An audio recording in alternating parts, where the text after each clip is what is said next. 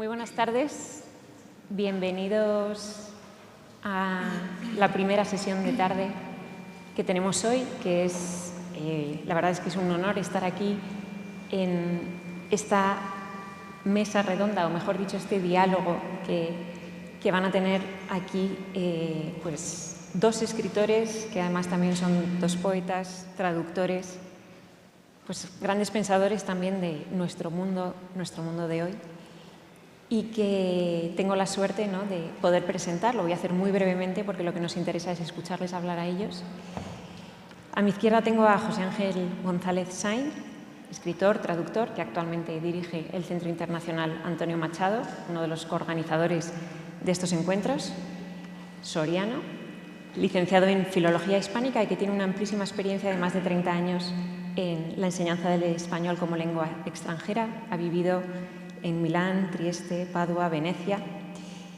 Y entre sus libros pues podemos destacar el más reciente, por así decirlo, La vida pequeña, el arte de la fuga, y con anterioridad pues El viento en las hojas, la novela de la que vamos a hablar esta tarde, Ojos que no ven, Un mundo exasperado, por la que recibió el premio Herralde de novela.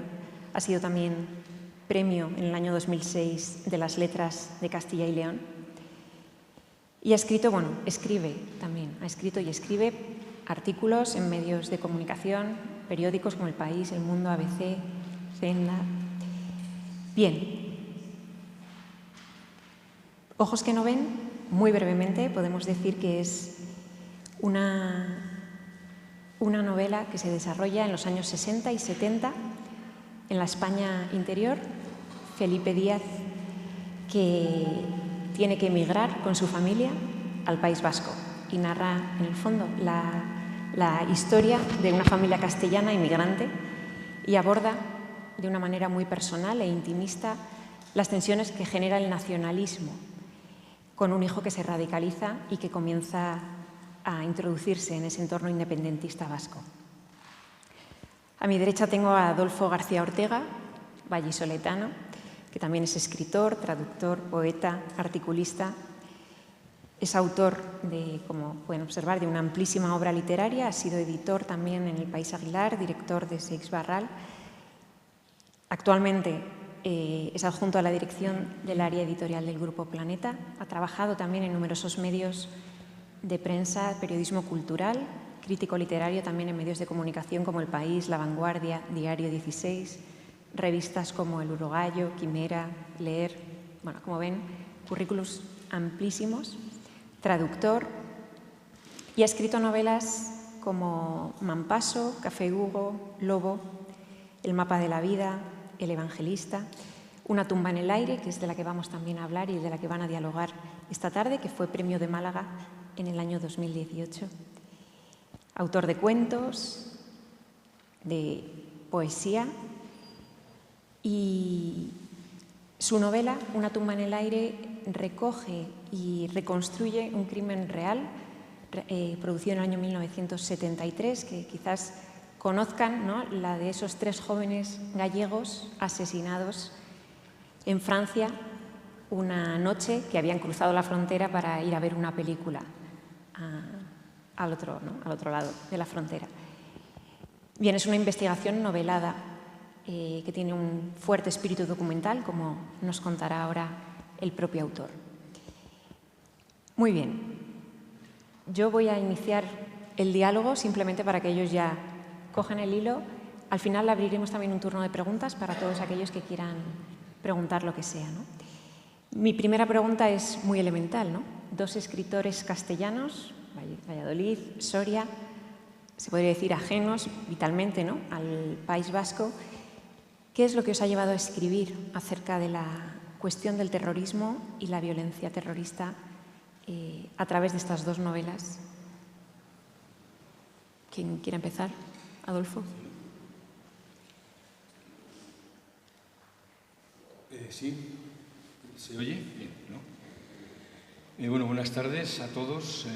Gracias, Gemma y Ana, por invitarme a formar parte de este encuentro, de estas jornadas, sobre un tema que, pues, por un lado, lamentablemente nunca se acaba siempre hablamos de terrorismo y por otra parte, afortunadamente, se sigue hablando de terrorismo porque creo que es algo que no merece el olvido, como cuento un poco en el libro, no merece el olvido ni las víctimas ni los perpetradores, ¿no?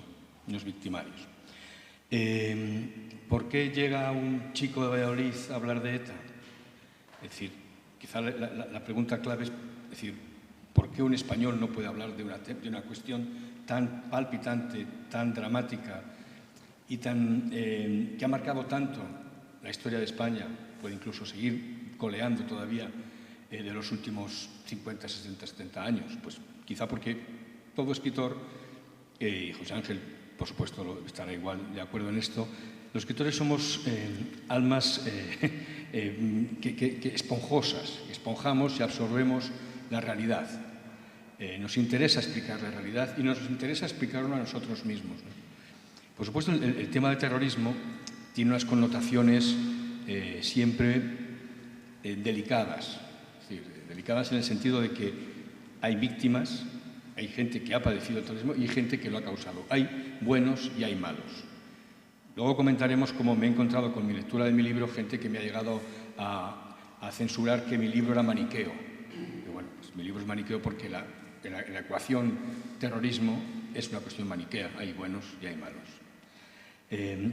Pero para no desviarme ahora de por qué llego a eso, había otro libro mío anterior que también trata el tema del terrorismo, que gira en torno al terrorismo musulmán del 11M, terrorismo islámico del 11M, perdón, donde lo que me llamó la atención para abordar ese asunto era el lado de las víctimas, como ha pasado con el caso del libro de los 3 chicos jóvenes gallegos, Carlos, Javier y Humberto, que me llega, del que no se sabía prácticamente nada. De hecho, la gente lo confundía con el otro caso el caso Almería, que era un poco casi lo contrario, ¿no? Entonces la gente no sabía muy bien el caso de estos jóvenes, ¿no?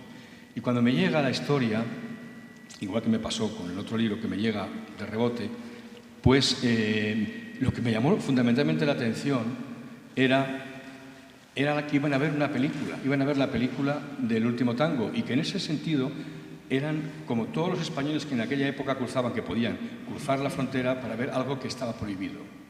Estaban buscando una metáfora de la libertad, aunque ellos en el fondo, uno de ellos era un cinéfilo y lo que quería era ver una película marcada. Entonces, que ese trance de unos chicos jóvenes que buscan simplemente, no digo un momento de diversión, pero un momento diferente de libertad, fuera truncado tan terriblemente y por las razones y medios de los que luego hablaremos de cómo fueron estos 3 jóvenes confundidos como 3 policías que en realidad no tenían nada que pudiera evidenciar que lo fueran, y aunque lo fueran, me daba igual.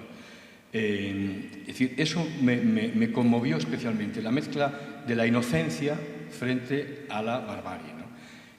Eso es lo que ha caracterizado también mi otra novela sobre el terrorismo, y eso es lo que en los libros que me interesan sobre el terrorismo, o creo que la literatura puede abordar sobre algo del terrorismo, es cómo presentar o dar una posibilidad de resarcimiento a las víctimas y a sus familias.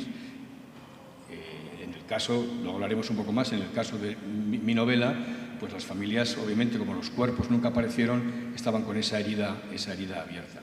Y además entronca un poco con la novela de José Ángel, porque claro, estas 3 familias, estos 3 jóvenes gallegos, eran inmigrantes que habían ido de Galicia a buscar trabajo en Irún, y por tanto son gente que se va a crear una vida, a generar una vida nueva en un contexto en el que estaba todo viciado y, por supuesto, eras blanco o negro, no estabas integrado plenamente, o no era fácil integrarte en un contexto social, ¿no?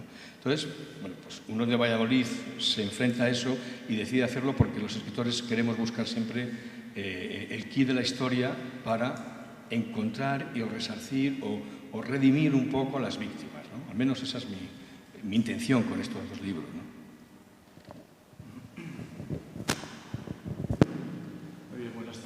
Buenas tardes.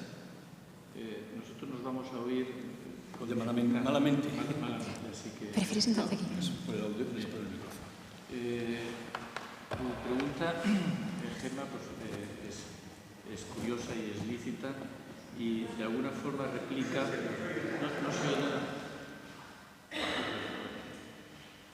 decía que la pregunta de Gemma es una pregunta extraordinariamente pertinente y que de alguna forma replica la que nos hicieron a Aramburu y a mí hace unos meses en Mallorca, diciendo cómo es posible que Patria se escribiera en Alemania y Ojos que no ven en Italia, ¿no? Dice, ¿por qué? ¿No?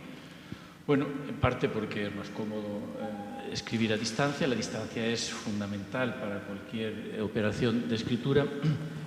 Y en parte por lo que decía Adolfo García Ortega, es decir, el escritor es una máquina máquina no es la palabra adecuada, de observar, de considerar, de reflexionar y de relacionar cosas, ¿no? Por otra parte, por supuesto que el problema del terrorismo vasco no es un problema de los vascos, es un problema fundamental de los vascos, pero es un problema de toda España, es un problema de la democracia española y es un problema aún más, es decir, del desarrollo de los mitos en los imaginarios colectivos. Entonces, pequeños detalles más para responderte. Yo la primera vez que oí hablar de ETA fue a pocos kilómetros de aquí, a una persona que luego pues acabó metido allí. Y por otra parte, pues cuántos han sido los militantes de ETA que provienen de la emigración, ¿no? Con ese proceso que por lo menos intento comentar en Ojos que no ven, que es el proceso por el cual una persona que se tiene en poco o en momentos delicados de paso en la vida de un joven, por ejemplo en la adolescencia o en la primera juventud, es decir, el pertenecer a un grupo, el pertenecer a algo prestigiado en el lugar a donde va, pues te llena un poco de orgullo y demás, ¿no? Y sobre todo esos momentos de quiebra de los caracteres, la adolescencia, la primera juventud, la mujer del protagonista, ¿no? Es decir, que de repente sale de su pueblo y se ve integrada y se ve realizada en su nuevo papel, incluso femenino y demás, ¿no? Bien, por otra parte es muy curioso que los protagonistas de ambas novelas son emigrantes y por lo tanto sitúan, además del tema del terrorismo, cada novela son varios temas, a veces una especie de pastel o de hojaldre, ¿no? Plantean el tema de la emigración, plantean el tema del desmadejamiento de un país que sitúa como zonas privilegiadas una o dos o tres zonas en su geografía y abandona de alguna forma las posibilidades de otras zonas, ¿no?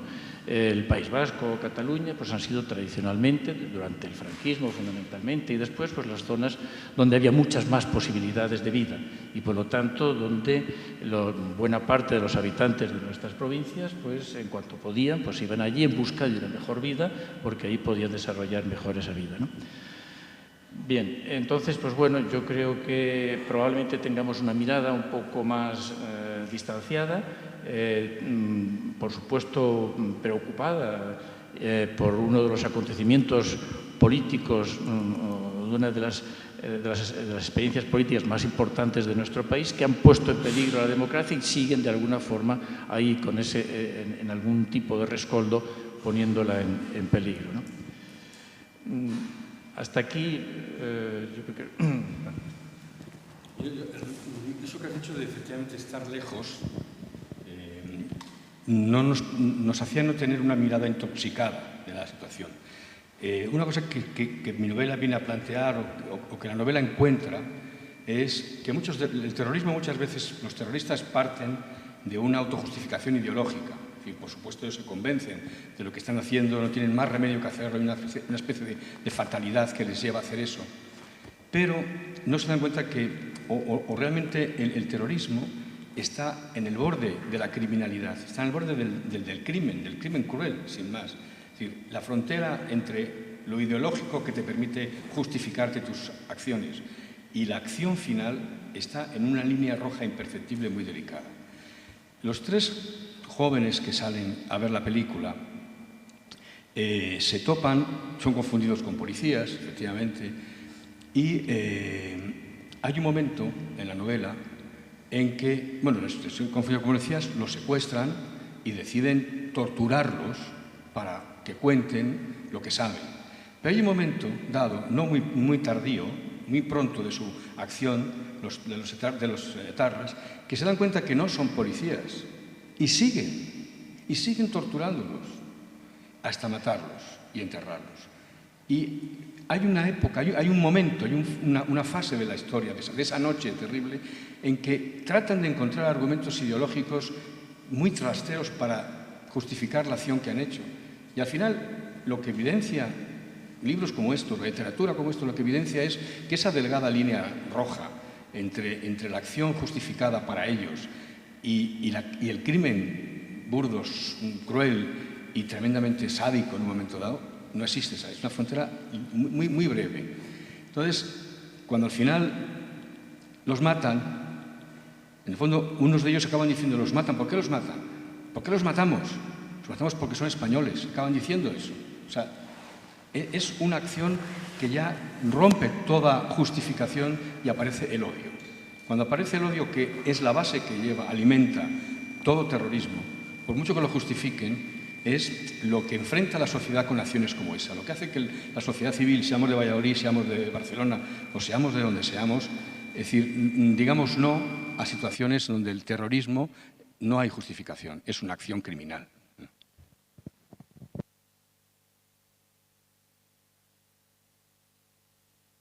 Sacado a relucir un tema importante al que yo he querido dar paso también esta mañana, que es el tema de las ideologías, ¿no?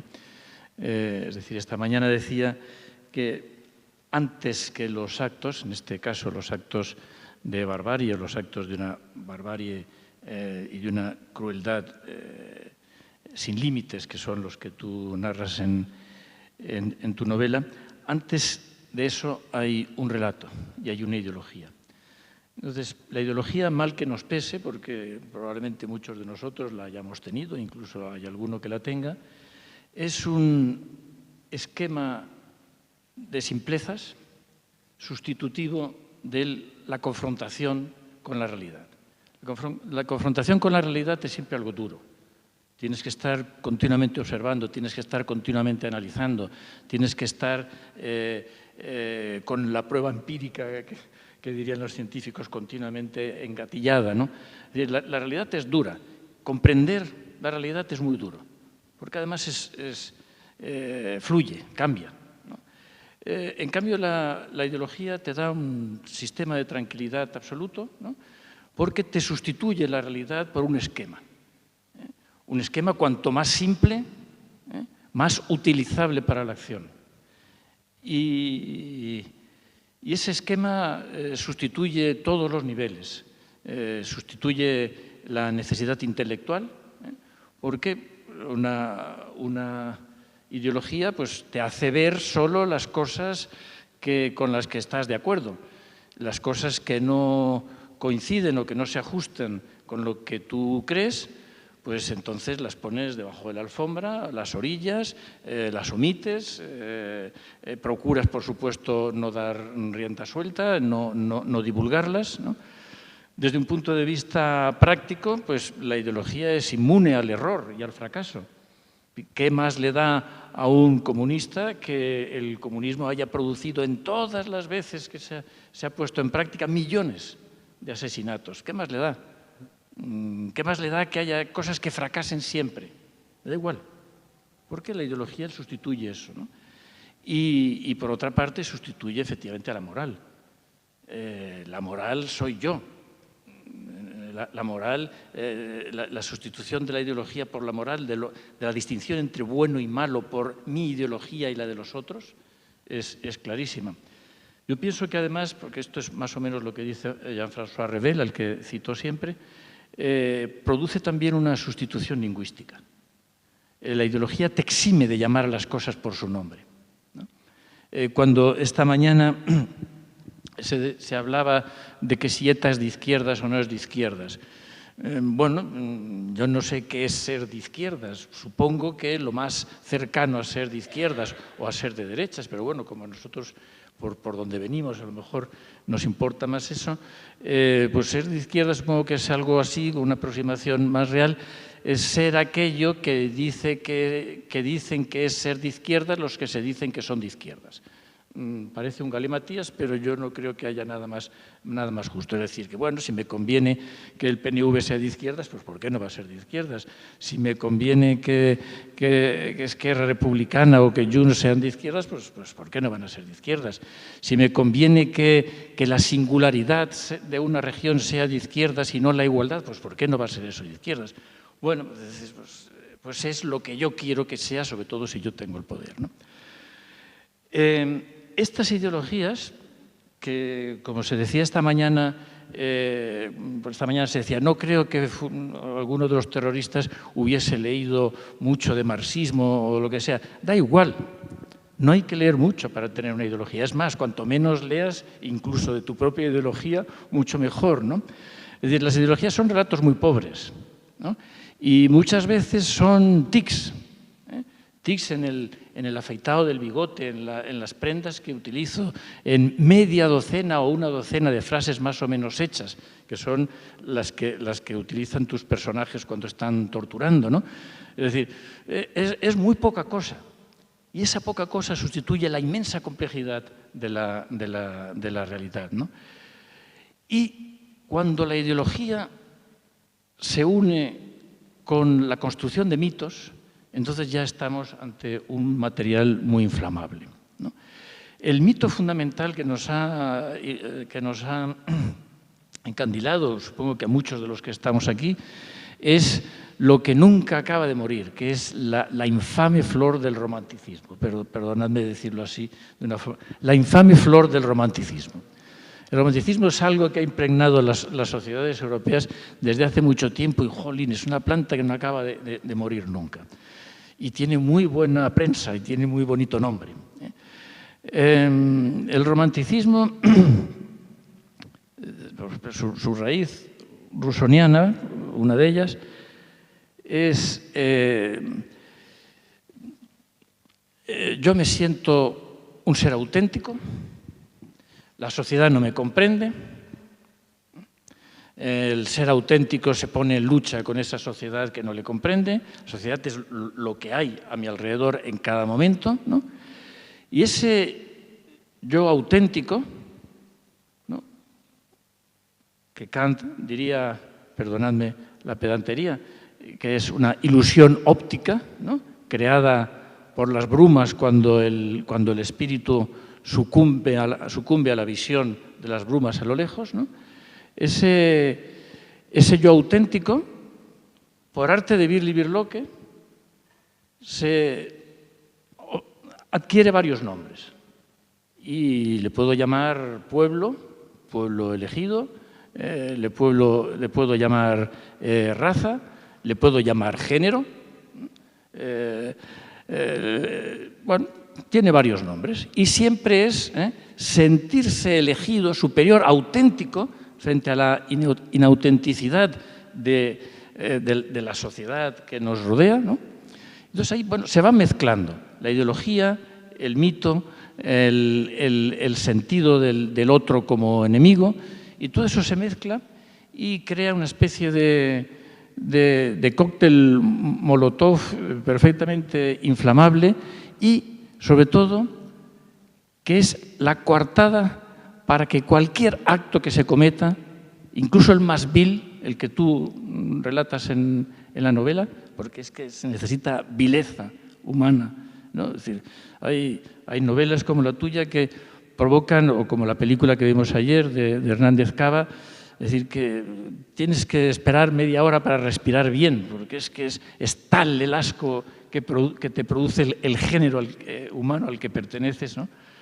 Pues bueno, pero todos esos actos están justificados siempre por esa mezcla de ideología barata, porque es ideología de bisutería la mayor parte de las veces, ¿no?, mitos, y el mito romántico por excelencia, ¿no?, que somos siempre superiores a los demás, ¿no?, aunque no nos dignamos, por supuesto no nos dignamos conocer a los demás. Y bueno, esta especie de... ya está.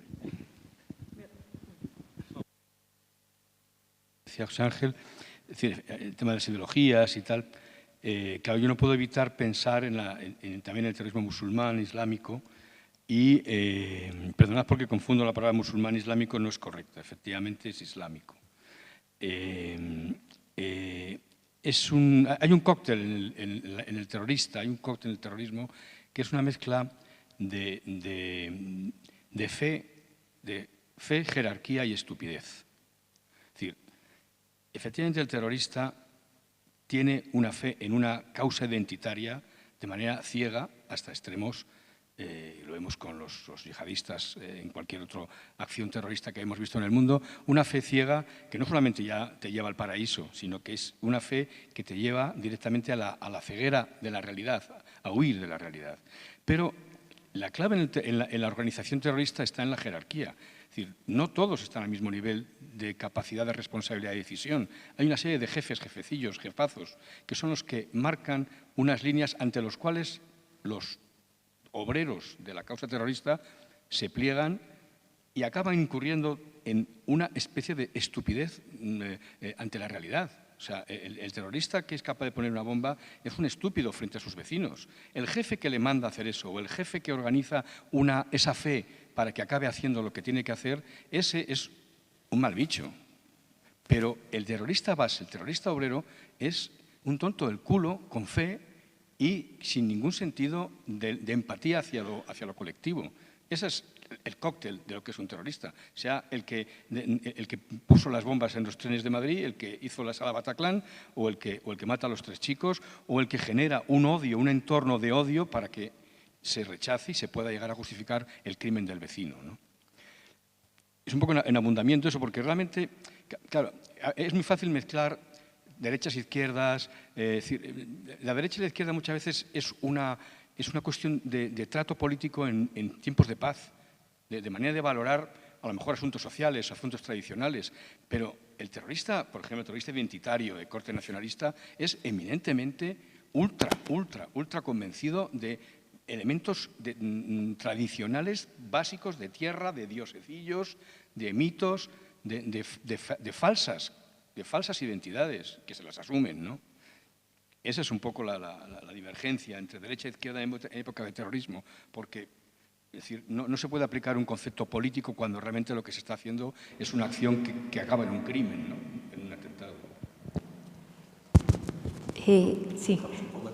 No, muchas gracias por también esta contextualización, ¿no? de la ideología, que ha sido muy interesante porque es lo que hay en el trasfondo de vuestras novelas. A mí una de las cosas que me llamaban la atención y que la he señalado al comenzar es el estilo tan distinto que tenéis a la hora de abordar un acto terrorista y las consecuencias que tiene. Quería preguntaros también para que habléis, ¿no? ¿Cuál creéis que es el papel de la literatura cuando se enfrenta a la violencia terrorista? O en este caso de la ficción, aunque la tuya también tiene una base documental, histórica, del acontecimiento en concreto muy potente. La tuya también tiene referencias, ¿no?, al secuestro de este empresario. ¿Cuál creéis también que es el papel de la ficción a la hora de ayudarnos a comprender o acercarnos a acontecimientos recientes de la historia de nuestro país? Bueno, las ficciones son de muy distinto tipo y las dos novelas de las que hablamos, Una tumba en el aire y Ojos que no ven, son muy distintas, aunque los temas toquen temas juntos. Paralelos. La novela de Adolfo García Ortega es una novela, para decirlo mal, pero por lo menos rápido, mucho más cercana a los hechos. Tiene un trabajo de documentación extraordinario. Hay un trabajo de investigación sobre los hechos concretos. Es decir, está muy cercana, muy pegada a los hechos, ¿no? La mía obra o se articula de una forma distinta. Parte de observaciones distintas, entresaca elementos y reconstruye a un nivel ficcional, digamos, distinto, más alto, ¿no? Es decir, es inútil decir este personaje es cercano o es este otro, o esto es lo que pasó. Bueno, se puede hacer en algún caso, pero no lleva a nada. Es decir, no lleva a nada. Es decir, no hay un trabajo de documentación exhaustiva o no, sobre ningún caso concreto, ¿no? Es un procedimiento de coger elementos y jugarlos a un nivel ficcional. me gusta recordar a veces que, claro, ficción viene de fingere. Las etimologías a veces sirven y otras veces sirven para perderse, pero bueno, es siempre entretenido. Viene de fingere, ¿no? Fingere es fingir, por una parte, y por lo tanto, de alguna forma, mentir en el sentido de fingir, no decir lo contrario de la verdad, ¿no? Pero, por otra parte, fingere es también amasar el pan, eñir, ¿no? Y entonces, pues bueno, a mí me gusta ese tipo de ficción donde amaso la prosa y la trabajo a niveles, digamos, ficcionales un poco retirados del dato concreto, ¿no? Eso por una parte, es esta distinción de niveles de ficción. Cada uno de ellos tiene su licitud, cada uno de ellos arroja unos resultados. A unos lectores les toca más un tipo de novela más cercana a la realidad, a otros prefieren otros niveles. Bien, la función, lo que tú preguntabas, bueno, por remitirme a un alemanote también, pero que te da un esquema importante, en la estética de Hegel hay una distinción en la función del arte, que me parece útil todavía. Otras cosas de Hegel me parecen menos útiles. Tengo algún amigo hegeliano, espero que no me oiga, porque... en esta estética, resumiendo mucho, dice que, bueno, que la función del arte, incluiría la literatura, tiene que cumplir tres elementos, o abordaría tres elementos. Por una parte, dice, pues, la imitación de la naturaleza, ¿no? O intentar crear como crea la naturaleza. Por otra parte, una cosa muy curiosa, que es mover el ánimo. Dice, la literatura, el arte mueve el ánimo. Mueve el ánimo a distintos niveles. Es decir, quien se acaba de leer Bajo el volcán de Malcolm Lowry o El gran momento de Mari Tribún de García Hortelano, se bebe tanto alcohol en esas novelas que raro es que uno no esté leyendo y vaya a ponerse un vaso de whisky y acabe, pues, dispéptico o borracho, ¿no? Y porque mueve el ánimo, o sea, te lleva a hacer cosas, ¿no? Eso por una parte. Entonces, bueno, la literatura puede mover el ánimo hacia un lado o hacia otro, ¿no?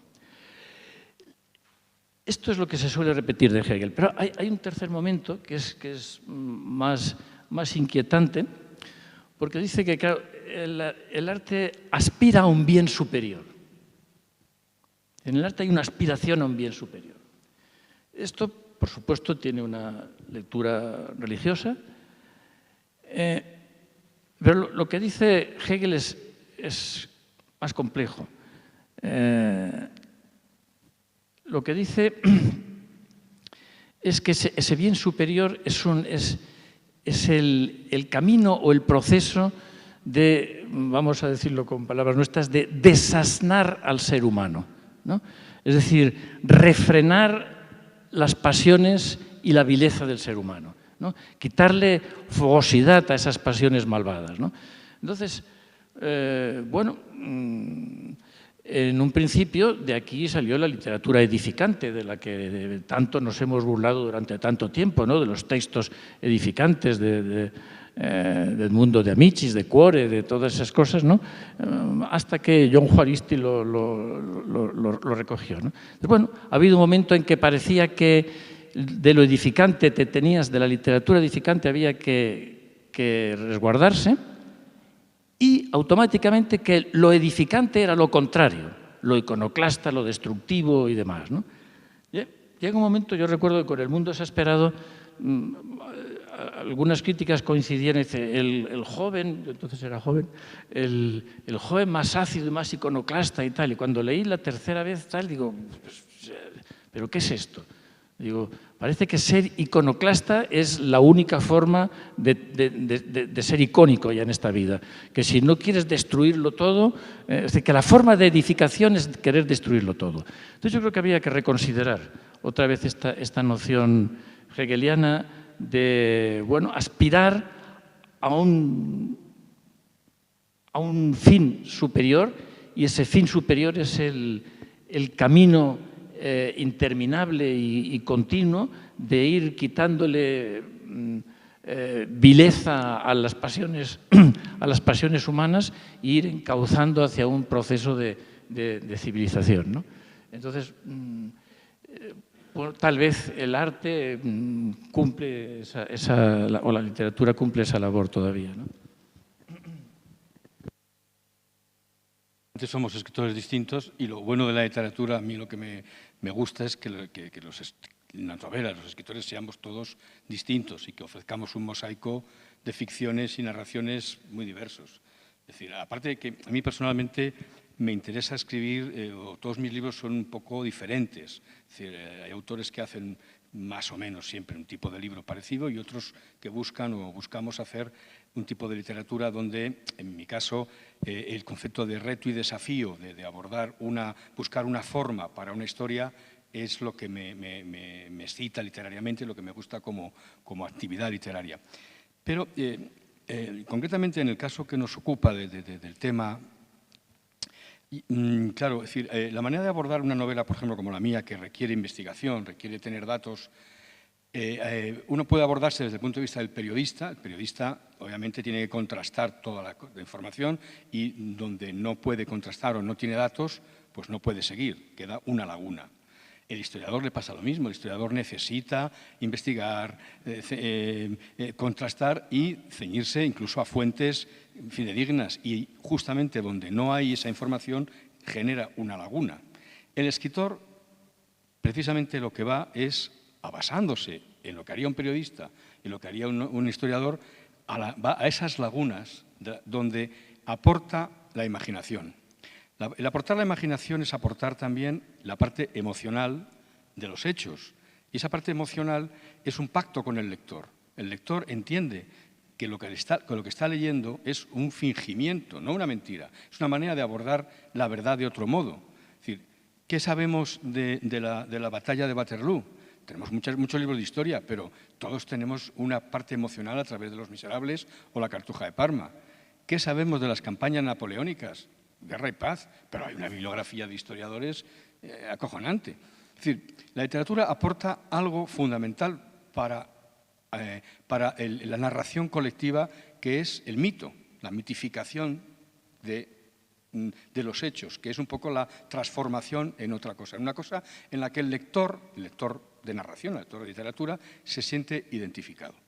Yo, en el caso de mis novelas, sobre todo en esta, siempre he pensado que tú arrancas con una historia, crees que puedes escribirla, tienes la información, buscas. Yo en mi caso me metí muy a fondo a investigar en el sur de Francia, llegué a contactar. Bueno, hay una publicación que hizo el Centro Memorial de Víctimas del Terrorismo, donde recoge el diario de mi investigación y si alguien quiere investigar, saberlo, pues puede acceder a ese diario que está publicado por el Centro Memorial. Pero cuando abordé la historia, yo iba cogiendo información, iba cogiendo datos de cara y pensando siempre qué forma le voy a dar a esto, que me excite a mí y que realmente acabe siendo interesante. Y hay un momento que nos pasa a todos los escritores, que es que cuando tú te lanzas hacia adelante en busca de la novela tiene que ir hacia ti. Tú tienes que tener la percepción, la sensación de que la novela te ha elegido a ti para existir.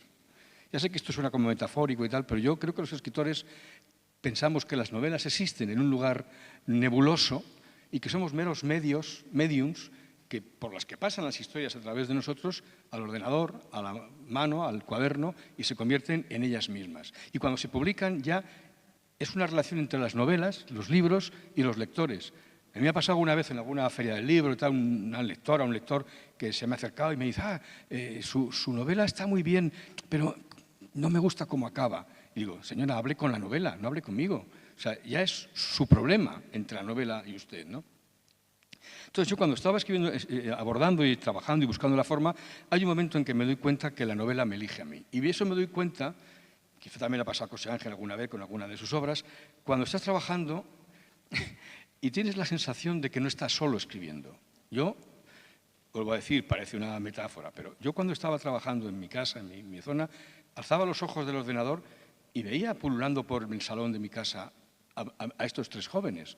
Porque, en cierto modo, la novela les permite dar una corporeidad a una idea que queda de ellos. son como fantasmas, ¿no? Entonces, al convertirlos en personajes que hablan, que pululan por esos huecos que genera la historia y a donde no puede acceder el periodista ni el historiador, esa corporeidad, que es lo que permite la literatura, es la gran potencia de la literatura, la gran potencia de la narración y lo que le reconcilia o le satisface al escritor para abordar cuestiones tan duras, ¿no? Es decir, en otros libros míos he abordado una cosa similar o situaciones complicadas. Tengo un libro que gira en torno se llama Pasajero K, que gira en torno a los prostíbulos que había en Sarajevo y cómo Radovan Karachi estaba implicado en todo eso. Entonces, cuando yo me fui metiendo en esa historia de Radovan Karachi, fui poco a poco viendo a una de las jóvenes víctimas. Entonces, acabas dando corporidad a una persona que probablemente existió, que nadie sabe, ni los lectores españoles ni siquiera si existió, pero que existe a través de la corporidad que el narrador le da, ¿no? Entonces, lo bueno de este debate que suscitabas de literatura y tal, es que genera una diferencia muy importante con respecto a otros modos de abordar la realidad, y es esa ficción, la ficción que une al lector con los hechos y les da un rango de verdad, aunque sea una verdad fingida, por así decir, ¿no? Preguntar también, ¿no?, si os habéis encontrado, en ambas novelas se habla de la violencia de maneras también muy diferentes, si creéis, ¿no?, que os habéis encontrado con algún tipo de límite o límite ético al tratar, en el fondo, ¿no?, con la cuestión, ¿no?, de víctimas reales, o en este caso, ¿no?, heridas colectivas. En tu caso muy en concreto, ¿no?, porque imagino si has tenido contacto con las familias de estos chicos, o en tu caso, José Ángel. Sí, una cosa que me encontré con esta historia, vuelvo al principio, no había mucha información, y la información que había se remitía en los medios a una serie de artículos, una serie de cosas aparecidas en otros medios, todas remitidas a información de 1973. No se había hecho ninguna investigación posterior y, por tanto, yo no tenía mucha información. Pero fundamental, para poder escribir ese libro necesitaba contactar, saber quiénes eran estos jóvenes, contactar con las familias. Y contacté primero con Coral Rodríguez Fouz, es la sobrina de Humberto Fouz, y no quiso, bajo ningún concepto, volver a sacar el asunto. Era un tema que hería mucho a su madre, que hería mucho a su familia, y era una cuestión que ya, lamentablemente, ahondaba una herida, ¿no? Pero fui persistente, le hice ver que precisamente yo también tenía una historia personal de una de mis primeras novelas, de un tío que también se vio en una situación similar. Y el caso es que empatizamos y entonces ella me abrió el corazón de su familia, ¿no? Y ahí vi que esa ausencia de su tío y de los sus amigos seguía estando al mismo nivel de dolor que hacía un montón de años. Que es algo que sucede con los desaparecidos. Los desaparecidos, cuando no aparece el cuerpo, que es el caso, no han aparecido los cuerpos, ni se sabe nada de ellos, deja una herida abierta siempre. Eso hay que cerrarlo de alguna manera. Hay que hacer un duelo aunque sea un duelo vicario, porque si no, permanentemente tienes un dolor en algún rescoldo de tu cabeza y de tu corazón. Y esa misma situación, cuando accedí a los familiares que quedan de los otros dos jóvenes, percibí que estaban en ese mismo punto, incluso en algunos casos habían dado el paso ya a algo más duro para ellos, que era iniciar un tránsito al olvido. Era historia del pasado. Entonces, cuando escribí la novela y se publicó y se presentó en La Coruña, en cierto modo todos vinieron a decirme, y esa es mi gratificación personal, que esta novela había cerrado el ciclo que necesitaban cerrar, que había presentado una versión muy plausible de lo que pasó, de lo que sucedió, y hago un paréntesis, gracias a determinadas personas que, pues un espía francés que había estado en aquellos años siguiendo a ETA, unos infiltrados, una serie de personas vinculadas a las fuerzas de seguridad del Estado español y francés, a las que nadie les había preguntado nunca nada y que estaban dispuestos a contar o dar alguna pista, ¿no? Entonces, el poder dar una versión muy cercana a lo que probablemente sucedió, hacer que esa laguna de la que hablaba antes fuera llenada con algo real, les ha permitido sanar una herida personal. Me lo han dicho personalmente a mí, con lo cual me emocionó mucho, y creo que en cierto modo es el triunfo de la literatura cuando se hacen novelas de cuestiones duras, de violencia, de odio o de situaciones tremendamente trágicas. El triunfo de la literatura es poder sanar almas heridas o restituir la historia o la memoria de unos jóvenes, de unas víctimas que no tienen otro camino más que alguien los rescate del olvido. Vuelvo a insistir con esto del olvido porque el arranque del libro, al principio pongo una pequeña nota donde digo claramente que he querido hacer esto para que no se libre del olvido ni las víctimas ni los asesinos. El olvido hay que cerrar bien esa puerta porque si no siempre está coleando en el corazón de las personas.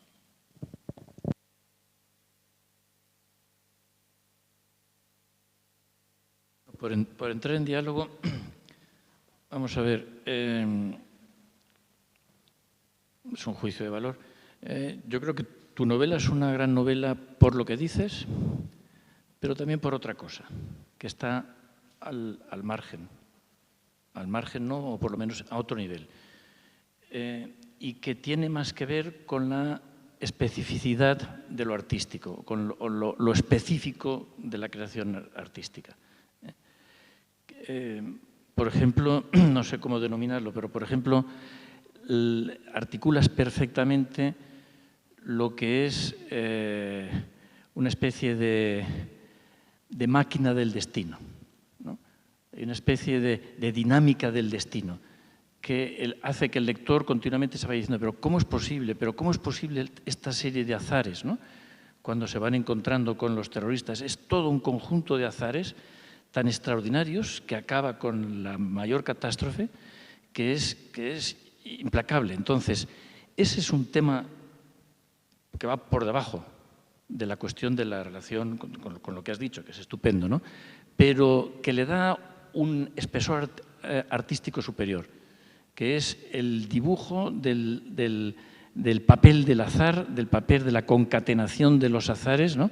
Y de esa dinámica, entonces, que te hace pensar en eso, en la novela y después lo que tiene que hacer siempre la literatura en nuestra vida y en la vida de nuestra sociedad, ¿no? Cómo se articula la dinámica del destino para que en un país acabe ocurriendo esto o para que a una persona le acabe ocurriendo esto.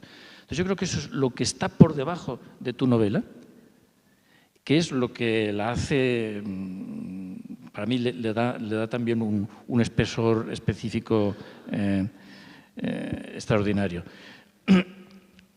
Pues ahora, a mí lo que me gusta es hablar de otros libros más que de los míos, pero bueno. En mi caso lo mismo, es decir, me gusta siempre buscar niveles y niveles de narración, ¿no? Y entonces articular estructuras profundas que el lector puede darse cuenta o no puede darse cuenta, ¿no? Pero el que quiere, pues puede verlo. Entonces, yo articulé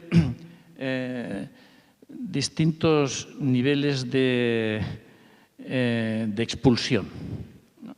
Los inmigrantes de un pueblo del centro de España, pues de alguna forma, por las características de su vida, por los desarrollos tecnológicos de la imprenta donde trabajaba este hombre, pues se ven expulsados hacia el norte de España, ¿no? Esa es la primera expulsión, a la que le sigue una segunda expulsión, ¿no? Que es expulsado, digamos, de aquellos lugares del País Vasco por la ideología, por el nacionalismo, por todo esto, ¿no? Entonces hay una concatenación de expulsiones, ¿no? Que aluden a que hay un vector que puede unir todo eso, que es que, bueno, de alguna forma la expulsión es algo constitutivo de la esencia humana, el estar expulsado, el ser expulsado, ¿no? Eso pertenece, por supuesto, también al mito y demás, ¿no? Y articulé toda la novela en un juego de estructuras de ida y vuelta, ¿eh? Norte, sur, un camino hacia una parte, el camino hacia otra parte, un hijo, otro hijo. Entonces, todo una estructura articulada así que creo que, bueno, que puede dar espesor, este conjunto de temas, a lo que es el el mero argumento, ¿no? Yo creo que el argumento es uno de los elementos de la novela, que en algunos casos se puede desarrollar mucho y en otros se puede desarrollar un poco menos. Bueno, estoy diciendo novela, pero ojo, es que novela es una novela corta, es decir, no llega... ¿Y no te pasa una cosa, y es que, claro, tu novela se escribió en 2008, 2009, por ahí. La mía es de 2016, 17. Es decir, que nos acordamos de nuestras novelas.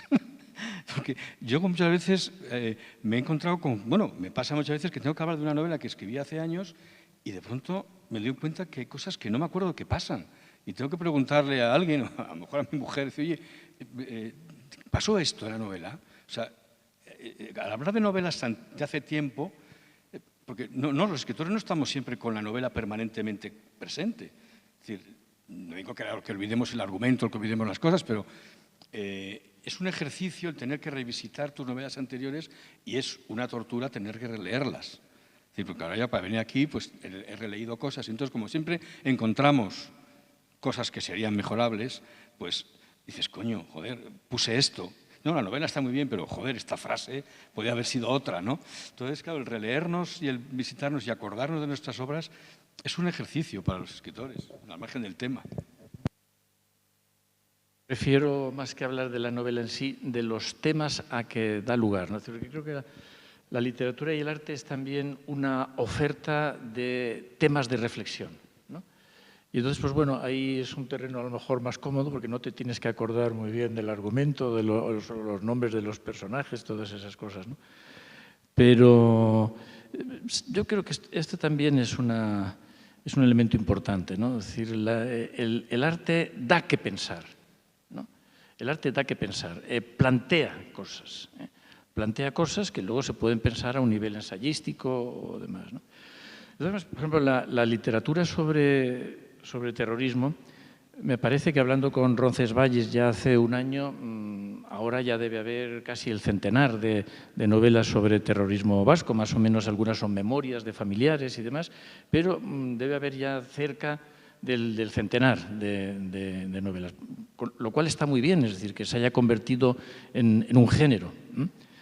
Pero yo recuerdo que cuando quise escribir una novela, en mi caso la novela es hablaba de siempre la cifra de 2, de la reaparición de la reaparición de la violencia en las generaciones, porque se ha movida por la ideología.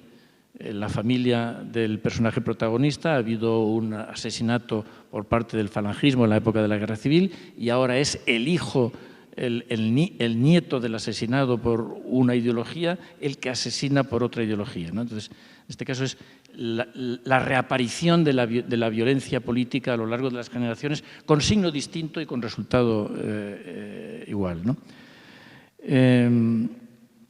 No sé lo que iba a decir.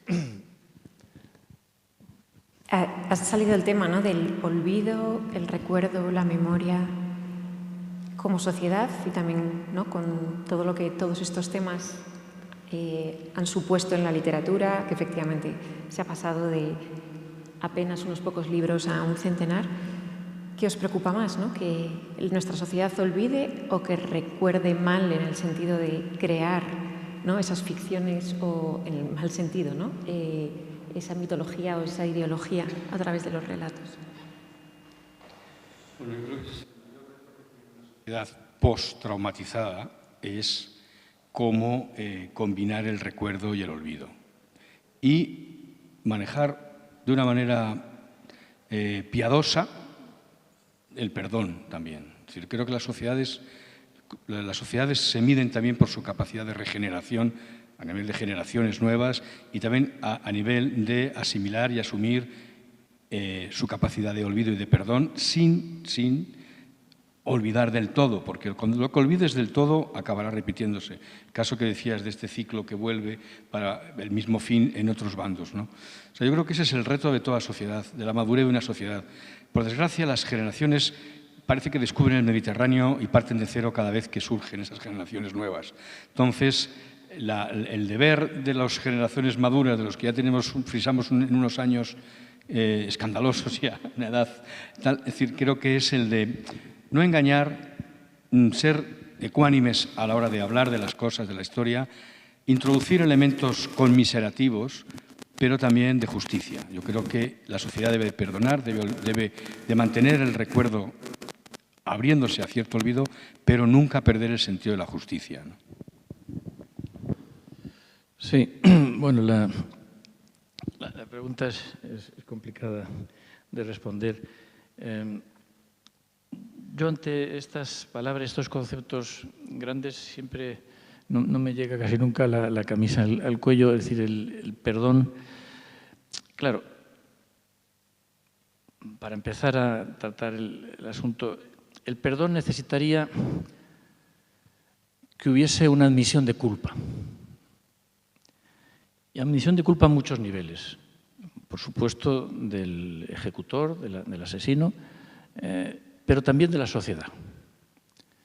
Es decir, ha habido una sociedad, la sociedad, por supuesto, no son todos los habitantes, pero son una parte importante en el País Vasco, que ha apoyado, ha mirado para otra parte, ha instigado, ha chivado, ha cobijado, ha dado calor, ¿no? Ha prestigiado la figura romántica del terrorista, ¿no? Y, salvo personas, muchas, muy concretas y demás, como sociedad no ha habido una admisión de culpa, porque han pasado directamente a manejar los resortes del poder. He citado aquí otras veces el esquema de Jaspers sobre la culpa de la nación alemana de los comienzos de los años 40, y él hablaba de 4 tipos de culpa, ¿no? Una es, por supuesto, la culpa penal, la verdad jurídica, pero otra es la culpa social. Y la culpa social, el tribunal es la historia. Y si la historia va bien a esa sociedad, no tiene ninguna culpa. Y por lo tanto no tiene ninguna necesidad de pedir perdón. Entonces, ahí, para mí, hay algo incrustado, corrompido y corrompedor, ¿no? Que es una cosa compleja. Entonces,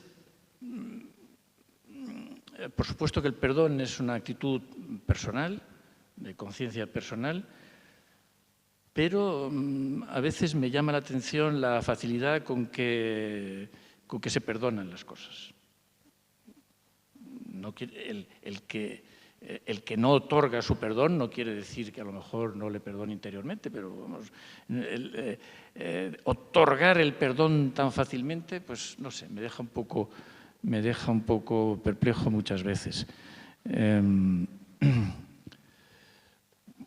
Quiero retomar un poco con lo que se me había olvidado antes de decir. Yo recuerdo que cuando decidí escribir algo sobre la violencia en el País Vasco, decidí mucho antes, pero quise escribir una novela que luego no me atreví a escribirla, y entonces perdí ahí unos años. Entonces solo tenía claro una cosa, tenía claro lo siguiente, que había habido extraordinarios trabajos periodísticos desde siempre en nuestro país, extraordinarios trabajos de los historiadores. Javier Corcuera, Pacho Unzueta, Fernando Sabater, es decir, muchos, ¿no? Juaristi, que habíamos leído y demás, ¿no? Que habían hecho su trabajo, los historiadores, los ensayistas, y el cine llegó después, ¿no? Y la novela también llegó un poco tarde. Yo creo que Fernando Sabater, una vez que comentamos, Gutiérrez, Aragón y yo, ¿qué te había dicho? Pues a los dos nos había dicho, bien, pero tarde, ¿no? Pero claro, el cine y el arte necesitan todavía esa distancia, ¿no? Pero yo tenía solo claro una cosa, que para ser efectivo en el problema, para poner un granito de arena que fuese valioso, lo principal era que tenía que ser una buena novela, como texto literario. Porque los textos literarios de calidad duran, y no una cosa pues deprisa y corriendo o utilizando pues, material así más fácilmente utilizable. Entonces, yo creo que el hecho de que ya el tema de la violencia en el País Vasco cuente con una serie de novelas de categoría y demás, creo que ponen el granito de arena tardío, si queremos, de la literatura al asunto de la violencia en el País Vasco, que casi siempre, y por eso son novelas de calidad, se pueden leer como novelas sobre la violencia en el País Vasco o como novelas sobre la violencia en cualquier estado o en cualquier país donde la violencia se utilice como arma política. Que eso yo creo que, yo no sé si has tenido esa experiencia de que a veces, yo la he tenido con una persona de Montevideo que me dice, yo no tengo ni idea ni siquiera de lo que es el País Vasco y tal, pero yo lo he leído como una novela en mi país, en Uruguay. Y entonces me alegró mucho porque, es decir, ese nivel de universalidad de los temas yo creo que son importantes también en las construcciones literarias. Ahora del diálogo, no sé si hay alguna pregunta entre el público. Sí. No sé si hay micrófono. Si no, a los dos como artesanos de la palabra, como escritores y artesanos de la palabra, hay dos palabras que se han dicho de aquí, pero también en alguno de los folletos que aparecen, que estaban aquí, a disposición del público y que me ponen...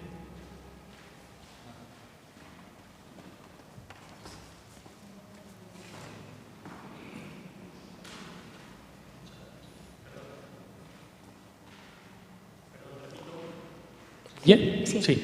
Que ahí decía que ustedes, como artesanos de la palabra, como escritores, a mí hay dos palabras que se están utilizando últimamente que me sacan de quicio, que se han utilizado hoy aquí, que las he leído ahora también en unos folletos que se han entregado, que creo que vienen del entorno académico, ni siquiera vienen de enfrente de los otros, que son dos palabras muy frías, que creo que frigorifican el concepto y que son perpetradores y victimarios, cuando tenemos asesinos y verdugos. Me gustaría saber su opinión al respecto. Y si ustedes en una novela utilizarían victimario o utilizarían asesino. No has leído la mía, ¿no? Ahí no me ando con chiquitas. No.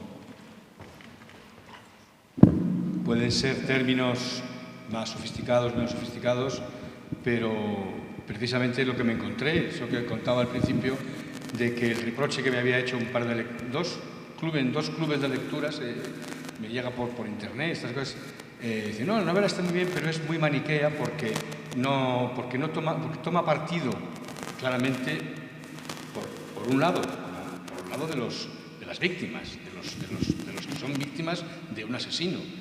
Y como decía antes, comentaba antes de esa frontera entre la ideología y cuando das ese paso y dejas entre el odio, te conviertes en un asesino. Puedes convencerte a ti mismo de que lo estás haciendo para crear una gran nación vasca, pero eres un asesino. Y la realidad y la historia te acaba enfrentando ante eso. Seguro que habrá otras personas que te dirán, no eres un asesino, en el fondo lo hacías por una buena causa. No.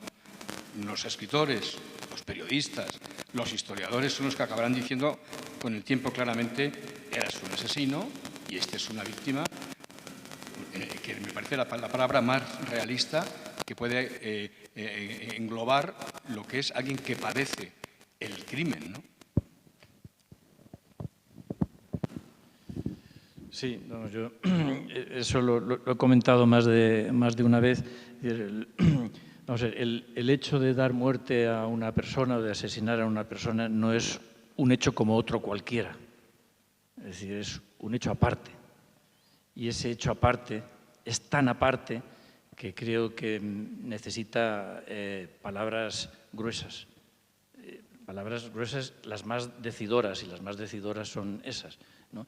Es verdad que, bueno, que hay ahora una corriente, sobre todo a partir del mundo académico y demás, en utilizar víctimas y victimarios. Yo lo he comentado muchas veces. Es decir, cada uno utiliza las palabras que cree convenientes. pero no me gusta la misma raíz de víctima y victimario, porque la distinción no es que sea muy grande, es que es la distinción por excelencia, el que da muerte a otro y permanece a este lado de la vida, y el que ya se le ha acabado todo, ¿no? Entonces, bueno, son un poco corrientes ensayísticas y demás que yo creo que hay que respetar, pero sí, yo siento como tú siempre un ligero o no tan ligero repeluzno al ver asociadas con la misma raíz tan cercanamente a las dos posiciones que son lo más alejado posible, ¿no? ¿La pregunta? Vale. Bueno, creo que no nos va... Vale, una breve pregunta, sí, si podemos contestar con agilidad, porque voy a pasar a introducir... Bueno, la pregunta espero que sea breve, lo que pasa es que podría dar para otro curso, como en algún momento se ha comentado. No, bueno, pues muy interesante la charla, muchas gracias a los tres, muchas gracias a los dos por vuestros libros, porque son excelentes, y yo soy de formación de historiador, pero creo que la literatura nos ayuda muchas veces a llegar hasta donde no llega la historia, ¿no? Iba a formular alguna precisión sobre algunas de las cosas que habéis hablado, no sé, igual nos vamos... Bueno, lo voy a decir lo más sintéticamente que pueda, aunque es un poco matizar lo que habéis señalado sobre las ideologías, ¿no? Las ideologías, efectivamente, pueden ser la coartada para hacer las mayores barbaridades, y conocemos ejemplos de todo tipo, y aquí están saliendo continuamente, ¿no? Pero un cuchillo sirve para matar, pero si no tenemos un cuchillo tampoco podemos cortar el chorizo, ¿no? Creo que se me entiende. Las ideologías nos ayudan, es verdad, a esquematizar, pero es que a veces hay que esquematizar la realidad, porque la realidad es tan compleja, a veces tan inasible, que necesitamos instrumentos para leerla bien, ¿no? Y claro, a veces nos pasamos y la ideología no nos permite leer porque priorizamos nuestra ideología a la realidad. Es aquello de que si la realidad no coincide con lo que está en nuestras cabezas, peor para la realidad. Yo creo que esa es una deformación que hay que evitar, evidentemente, pero creo que también el tener unas gafas que nos permitan leer esa realidad, porque si no, no hay quien la entienda, puede ser bueno, ¿no? Otra cosa, ya digo, es la deformación y utilizar la ideología como coartada para hacer lo que nos parece. Yo finalmente quería hacer una alusión a otro libro de Adolfo García Ortega, que creo que es reciente, no sé si es el último, que es el de Israel. Creo que es un libro ejemplar en la medida en que una persona, no sé si lo he leído bien, me corriges, una persona que simpatiza con la sociedad, incluso con el Estado israelí, y que no puede permanecer indiferente ante lo que está pasando en Gaza en estos momentos. En el momento en que yo estoy hablando, seguramente está muriendo gente, ayer murió gente, antes de ayer, hoy, mañana, por desgracia, seguramente. Quiero tener un recuerdo para esto en un momento, en un curso en el que hablamos de terror y hablamos de víctimas. Perdón y gracias.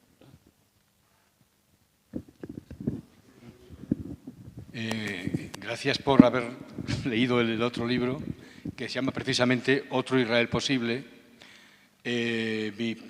Vamos a ver, he ido mucho a Israel, tengo amigos israelíes, es un país cuya historia me ha interesado siempre, pero puedo decir que tiene el gobierno más repugnante que puede concebirse, que es un delincuente el que está persiguiéndolo en manos de unos fanáticos ultrarreligiosos criminales, y que el daño que están haciendo él y su supremacismo absoluto en esa zona hacia el propio Israel es enorme.